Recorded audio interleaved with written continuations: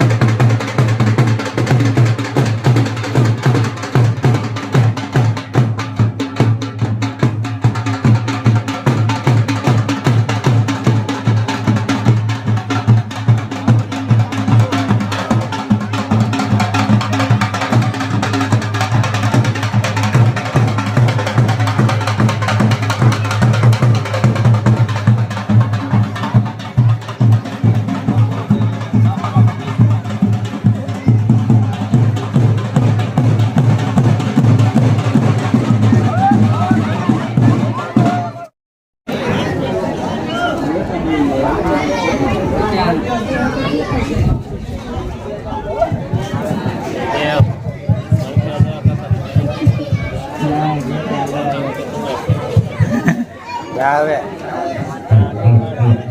બड़े काम हम कर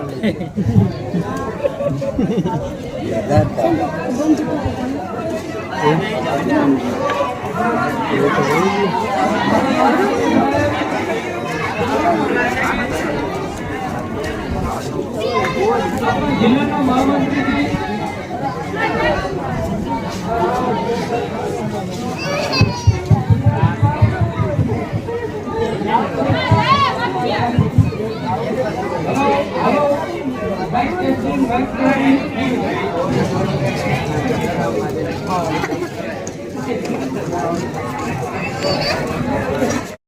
ચૂંટણી છે ત્યારે આપણી વચ્ચે આપણા મહારાજા સાહેબ અને આપણા જિલ્લાના હોદ્દેદારો અને આપણા ઉમેદવારો ઉપસ્થિત થયા છે ત્યારે અહીંયા સૌનું સ્વાગત છે અને ગ્રામજનો અને ભાઈઓ બહેનો બાળકો મિત્રો સૌનું સ્વાગત છે અને આપણી વચ્ચે ભરતભાઈ ભુવા સાહેબ ઉપસ્થિત થયા છે તેઓનું પણ સ્વાગત છે હવે કાર્યક્રમનો દોર આગળ વધારતા આપણે આપણા મહારાજા સાહેબનું સન્માન માટે હું ગામના સરપંચને વિનંતી કરું કે મહારાજા સાહેબનું સન્માન કરે ગામના સરપંચ શ્રી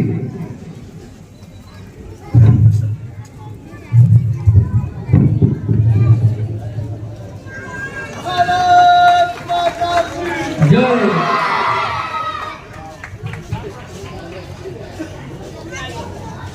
મગનભાઈ કોળી આગેવાન બાપુ સાહેબનું સન્માન કરશે શ્રી મગનભાઈ એમની લાગણી આપ પણ જોઈ શકો છો કે એની આજે પરિસ્થિતિ આજે ચાલી નથી શકતા પણ એ બાપુ સાહેબ અહીંયા પધાર્યા છે તો એમની એક ફરજના ભાગરૂપે તેઓ અહીં આવી અને જે બાપુ સાહેબનું સન્માન કરે એ જ તમારો બધાનો પ્રેમ અને લાગણી દર્શાવે છે હવે એવા જ આપણે ચતુરભાઈનું સન્માન શ્રી ગામના જયરામ બાપા કરશે આવો જયરામ બાપા પૂર્વ સદસ્ય શ્રી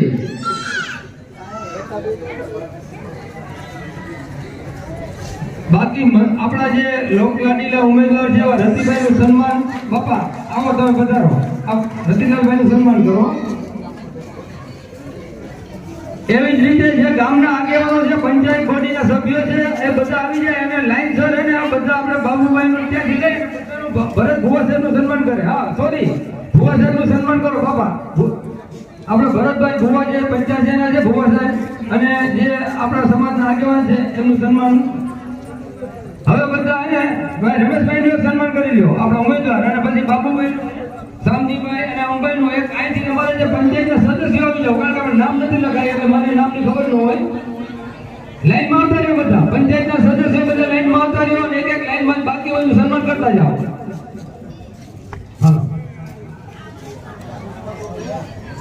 અને બધા અહીંયા પોતપોતાનું સ્થાન ગ્રહણ કરો. ભાઈઓ મિત્રો,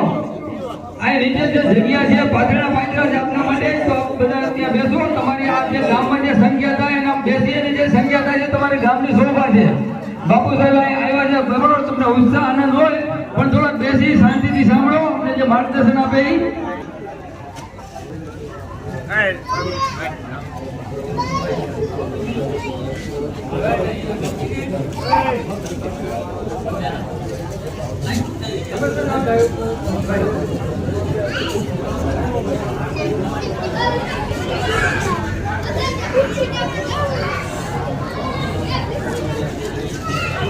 આભાર. આલો સૌનું સન્માન થઈ ગયું. અને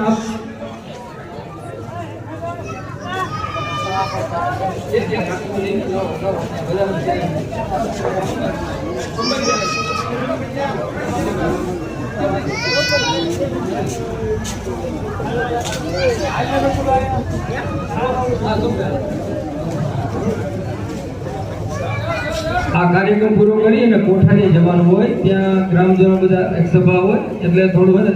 ઉતાવળ છે, બાકી તો કોઈ સવાલ નથી. તો હવે હું વિનંતી કરું કે આપણા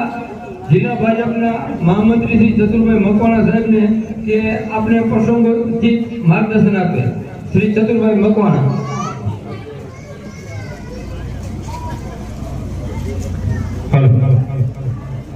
ભારત માતા કી, ભારત માતા કી, વંદે વંદે. ખૂબ ખૂબ આભાર. આજ રોજ અહીંયા સ્થાનિક સ્વરાજ્યની ચૂંટણી 2026ના જ્યારે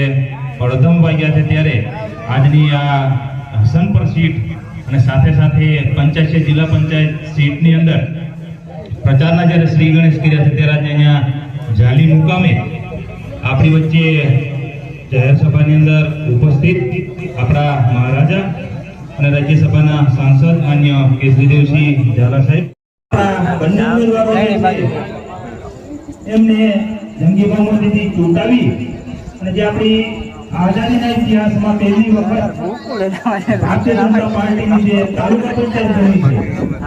એ તાલુકા પંચાયત વિનંતી